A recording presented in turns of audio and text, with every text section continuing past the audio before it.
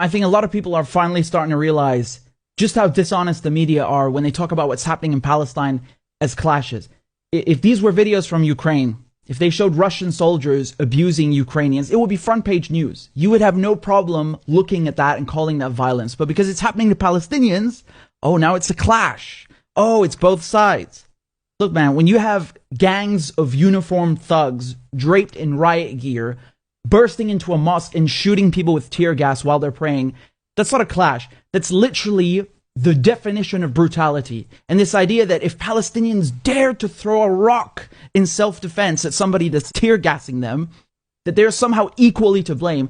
I mean, what is this colonial slave mentality? Like, how dare you defend yourself? Accept your oppression, you Arab terrorist.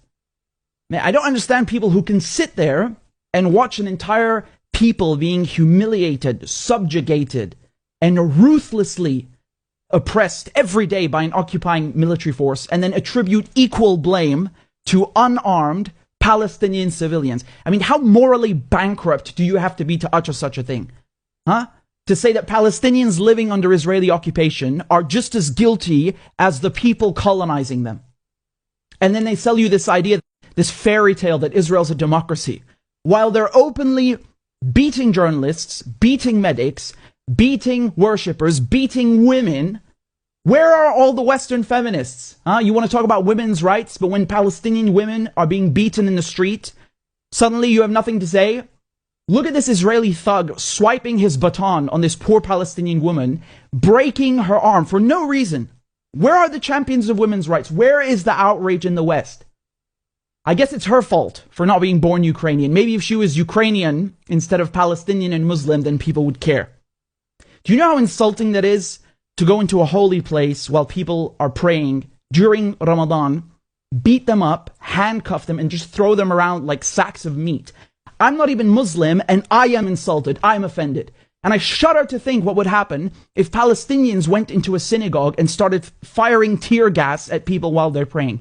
The reaction around the world would be nuclear, and rightfully so. So where's the outrage here?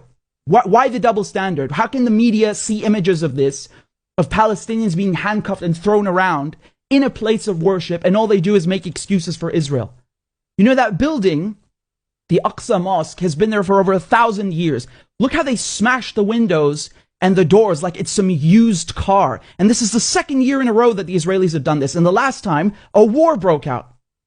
You know, Palestinians are living 2-3 generations as refugees on their own land. They have no state, they have no equal rights, no armed forces. And meanwhile, the Israelis have nuclear weapons, an air force, billions of dollars being bankrolled by the Americans, and they have the complete political backing of the Western media, and you call that a level playing field. There is nothing about this that is even remotely comparable. Anybody calling this a clash or going, oh, it's complicated, is either clueless or being dishonest. And the media, they always have these colorful, creative ways to avoid saying that Israel is occupying Palestine. Oh, it's both sides being violent. Oh, there are tensions because it's Easter and Passover and Ramadan coinciding. No. Get one thing straight. There are no tensions between Muslims and Christians and Jews. There are only tensions between colonizers and the colonized. Get that straight.